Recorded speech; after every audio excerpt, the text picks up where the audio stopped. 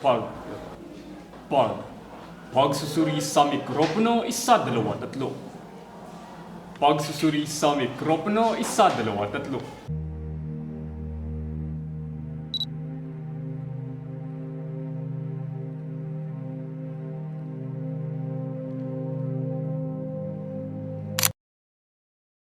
Sa halos isang taon kong pagiging miyembro sa radio broadcasting at scriptwriting sa Tandikan, marami ng hamon ang sumubok sa aking kakayanan bilang isang tao. Naalala ko nung unang linggo ko pa lang sa RBT, gumawa ko ng balita na hindi sumang-ayon sa pamantayan. Maraming mga maling salita, maling termino na ginamit, o di kaya maling intonasyon. Nakalulungkot. Pero, kung ikukumpara mo yung Marco nung una sa ngayon, mas lumawak na ang aking kaalaman. May pagmamalaki na ako.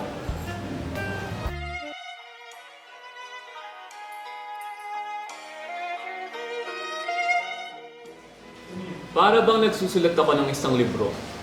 Bawat karanasan ay pahinang tumatatak sa aking buhay. Gamit ang wikang Filipino, malaya kong naibabahagi ang tunay, tapat at maasahang impormasyon para sa lahat. Kaya kailangan kong maging mitikuloso at maalam. Para sa Radyo Tandikan, ako si Marco Wasuke. Pagbati sa inyong lahat, narito ako ngayon sa PT side. Kahit nag-aaral ako sa isang science high school na puno ng pag-aaral at agham, ay hindi ko pa rin nalilimutan ang pagmamahal ko sa mga OPM songs bilang isang mamamayang pinahalagan ang musikang Pilipino. Wow, Billie Jean, yeah, wow, Kung ako ang tatanungin, mahilig ako sa musika. Totoo! Para sa akin, tayo ay malaya na gawin kung anuman ang nais nating gawin. Kaya ako, malaya ako at gagamitin ko ang kalayaang ito sa pamamagitan ng pagbabahagi ng mga musika na nagmumula sa Pilipinas. Sa pamamagitan ng musika, naipapahiwatig natin ang anumang nais nating sabihin at naipapahayag din natin ang ating nararamdaman sa malikhaing paraan. Kaya napakahalaga talaga ng mga OPM songs dahil dito nagkakaroon ng mga koneksyon ang mga tao na nagbubunga ng pagkakaisa. Ito'y posible dahil ang gamit nating wika ay ang sarili nating wika. Napakahalaga talaga ng wikang Filipino sapagkat ito ang nagpapalaya sa atin at ang nagbubuklod sa ating lahat. Muli, ako si Rian Gabuco mula sa eskwelahan ng Titisay.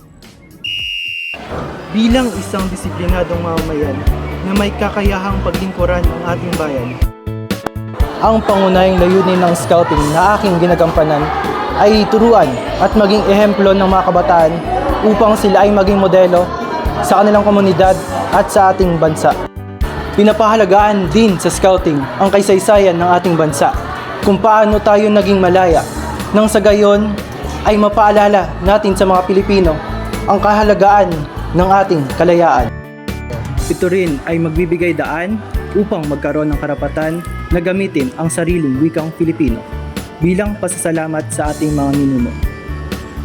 Sa aking karanasan sa organisasyong ito, natutunan ko makipagsalamuha sa mga tao mula sa iba't ibang parte ng Pilipinas. Bilang isang scout, mahalagang iniingatan natin ang mga pamana sa atin tulad ng ating wika at kultura.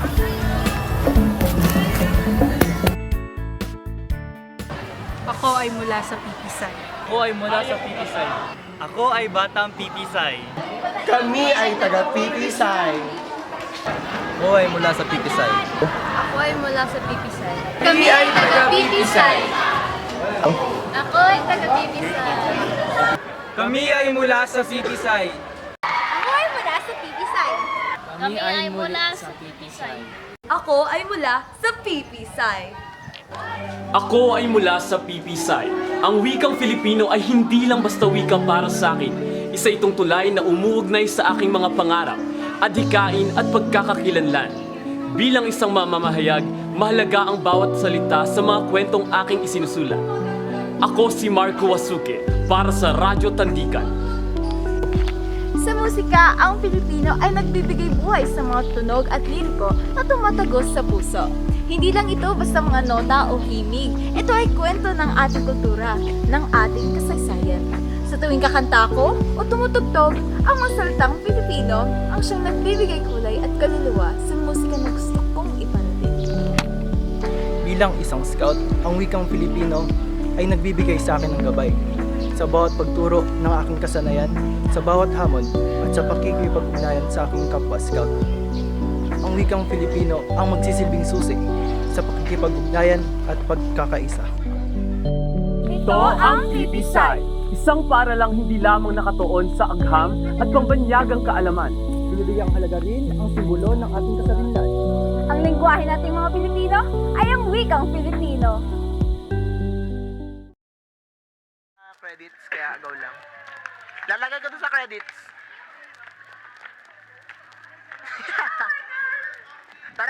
Tara. Nagkaubo siya, guys.